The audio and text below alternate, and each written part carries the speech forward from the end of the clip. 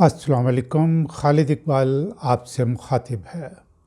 नाजरीन, मेरी इस वीडियो की थीम है इल्म की अहमियत और हुकूमत पाकिस्तान की प्रायोरिटी लिस्ट में इसका मुकाम। किसी भी मुल्क की तरक्की के लिए इल्म एक ऐसी कुंजी है जिससे आप हर दरवाज़ा खोलते जाते हैं। इल्म से ही मज़ीद इल्म जन्म लेता है और आप इल्म की बुनियाद पर नई नई इजादात करते हैं, नए नए तरीके और सिस्टम्स बनाते हैं, यूँ दुनिया के तरक्की याफ्ता ममालिक में लीड करते हैं। तरक्की याफ्ता ममालिक ये बहुत अच्छी तरह जानते हैं कि असल दौलत कुदरती वसाइल नहीं बल्कि नौजवान नस्ल है जो सोचने समझने की सलाहियत रखती है, इल्म जनरेट करती है और उससे कुदरती वसाइल का बेहतरीन इस्तेमाल करती है। उसी इल्म को अपनी नई नस्ल को मुंतकिल करने के लिए दर्सगाहें बनाती है। पहले वक्तों में मुनज़्ज़म दर्सगाहें तो नहीं होती थीं, लेकिन उस्ताद शागिर्द का इंस्टीट्यूशन बहुत मजबूत था। वही मूजद भी थे, उस्ताद भी थे। अब जबकि ज़माना तरक्की कर चुका, पूरी दुनिया में बाकायदा मुख्तलिफ़ लेवल्स की दर्सगाहें बना ली गई हैं जहाँ तालिब इल्म तालीम हासिल करते हैं, मुख्तलिफ़ हुनर सीखते हैं। लेकिन दुनिया में आला मुकाम सिर्फ़ उन दर्सगाहों को हासिल है जहाँ नया इल्म मुख्तलिफ़ शोबों में तख्लीक किया जाता है और उसे अमली ज़िंदगी में इस्तेमाल में लाकर इंसानों के फ़ायदे के लिए इस्तेमाल किया जाता है। जो ममालिक इल्म की अहमियत को समझते हैं वही अपने मुल्क की दर्सगाहों को मुफीद बनाने के लिए, बेहतर बनाने के लिए मुस्तकिल काम करते रहते हैं। दर्सगाहों की डेवलपमेंट के लिए फ़ंड्स की ज़रूरत होती है।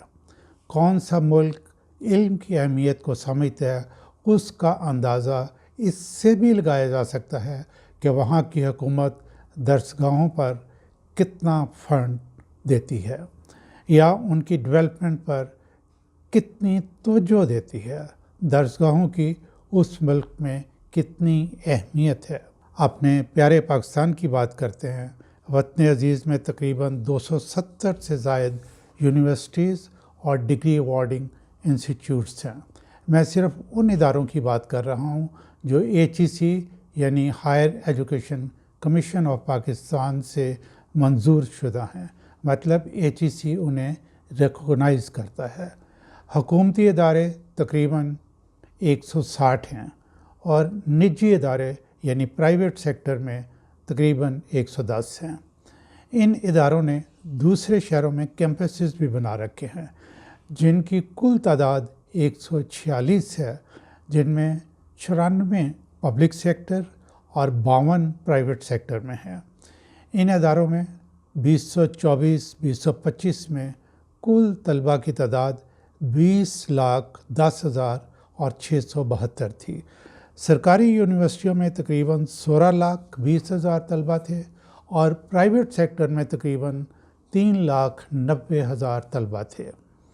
अगर फ़ीसद के हिसाब से देखा जाए तो 81% सरकारी यूनिवर्सिटियों में और 19% प्राइवेट सेक्टर यूनिवर्सिटियों में तालीम हासिल कर रहे थे।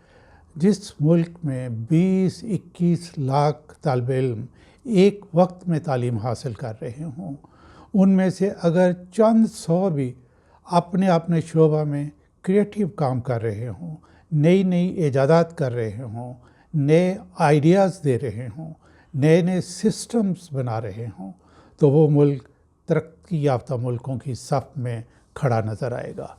अगर पाकिस्तान की 26 करोड़ आबादी को देखा जाए और तालिब इल्मों की तादाद को देखा जाए तो हम इसे मुनासिब कह सकते हैं। इसका मतलब है तादाद में कमी नहीं, लेकिन क्वालिटी पुअर होने की वजह से हम पिछली सफ़ों में खड़े नज़र आते हैं। हमने मीडिया में कितनी दफ़ा ये पढ़ा, सुना और देखा कि क्या पाकिस्तान की यूनिवर्सिटियाँ सिर्फ़ कागज़ की डिग्रियाँ दे रही हैं। डिग्री का मतलब तो ये होता है कि फ़लाँ शोबा में इस शख्स के इल्म का ये लेवल है। گورنمنٹ کو یونیورسٹیوں سے تعلیم حاصل کر کے نکلنے والے طالب علموں کے علمی معیار پر توجہ دینا ہوگی۔ سب سے پہلے فنڈز کو دیکھیں۔ فنڈز بتاتے ہیں کہ شعبہ تعلیم حکومت کی پرائورٹی نہیں۔ پاکستان مجموعی طور پر تعلیم پر جی ڈی پی کا 1.5 سے 2% تک خرچ کرتا ہے۔ چین 4% سے کچھ زیادہ خرچ کرتا ہے۔ ان کے طلباء کی تعداد کروڑوں میں ہے، وہاں ریسرچ پر بھاری سرمایہ لگایا جاتا ہے۔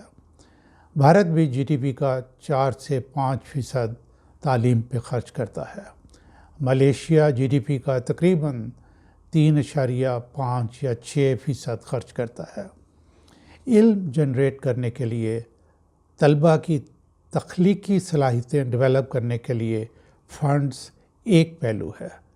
حکومت کی سیریسنس یعنی سنجیدگی بہت اہم ہے۔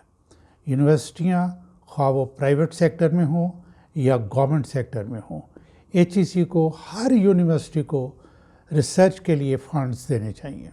جہاں طلباء میں نئی ایجادات کرنے کا پوٹینشیل نظر آئے وہاں فنڈز ضرور دیں۔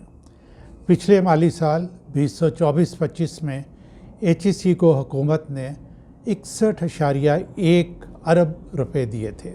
اس کے علاوہ 65 ارب روپے کی غیر ترقیاتی گرانٹ بھی دی تھی۔